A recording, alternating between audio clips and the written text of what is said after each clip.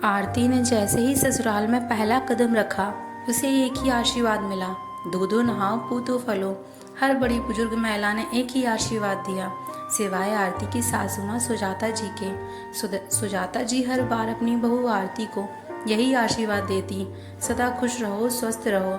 आरती एक बहुत ही गरीब परिवार से थी और उस पर सबसे बड़े दुख की बात यह थी कि आरती की माँ का देहांत तब हो गया था जब वो केवल 4 बरस की थी और उसके पापा ने तुरंत दूसरी शादी कर ली थी। आरती की सौतेली माँ ने सदैव उसे सताया।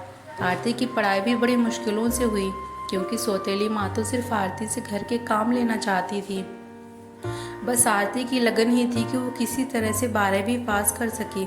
लेकिन आरती के घर के काम पूरी तरह निपुण थी, किंतु शरीर कमजोर था, क्योंकि सौतेली माँ ने खाने को कभी अच्छा नहीं दिया और ना ही एक माँ की तरह उसका ध्यान रखा। सुजाता जी ने अपनी बहन के घर सत्संग में आरती को देखा तो आरती उन्हें बहुत पसंद आई, क्योंकि आरती का व्यवहार बहुत ही मधुर और अच्छा था। वो सबका ध्यान बराबर रख रही थी। सुजाता जी ने अपनी बहन से आरती के बारे में पूछा तो उसकी बहन ने बताया कि हमारे पड़ोस में रहती है और आरती की सौतेली माँ के बारे में सब बताया।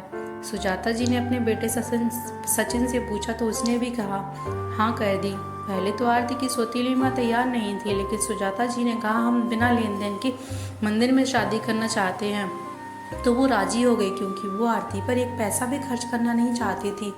शादी सादगी से हुई, लेकिन सुजाता जी ने एक बहुत शानदार पार्टी दी और आरती का बहुत ही भव्य स्वागत किया।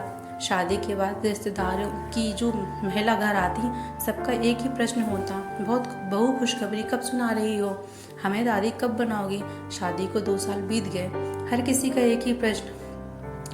अब उनकी सबकी बातें सुनकर आरती उदास रहने लगी। उसे उदास देखकर सुजाता जी ने कारण पूछा तो आरती बोली मैं अब तक खुश थी, सब एक ही बात पूछते हैं तो मुझे अच्छा नहीं लगता है।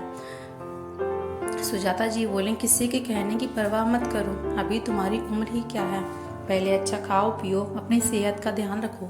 माँ बनने के लिए शरीर को ताकत की भी तो ज़रूरत है। पहले स्वयं खुश रहो, फिर दूसरों की खुशी का ध्यान रखना। अपना शरीर स्वस्थ होगा तभी तो स्वस्थ बच्चे को जन्म दोगी और उसका लालन पालन सही ढंग से कर पाओगी। किसी की बातों की ओर ध्यान मत दो। जब मुझे कोई शिकायत नहीं है तो तुम दूसरों की बातों को दिल पर क्यों ले रही हो। चलो तैयार हो जाओ, सचिन आता ही होगा, जाओ कहीं घूम आओ और बाहर खाना खाकर ही आना। आरती रोते हुए बोली नहीं माँ जी, खाना तो मैं आपके और पापा जी के साथ ही खाऊंगी, चाहे घर या बाहर, जैसी आपकी आज्ञा हो।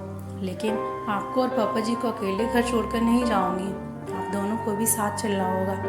माँ से बढ़कर आप मेरा ध्यान रखती हैं, तो मैं आप दोनों को अकेले कैसे छोड़कर बाहर जा सकती हूँ।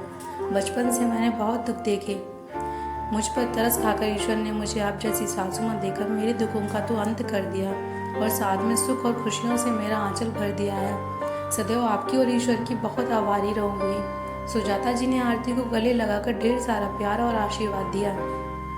सुजाता जी के प्यार, अच्छे खाने पीने, खुशी और पति के साथ से आरती स्वस्थ हो गई और शादी के 4 बरस बाद जुड़वा बच्चों को जन्म दिया, एक बेटा और एक बेटी। पूरे परिवार में खुशियों का माहौल था। दोस्तों, अगर घर के बड़े समझदार हों और साथ दें तो परिवार सदैव खुशहाल और एकजुट होकर रहता है और खुशियाँ बनी रहती हैं।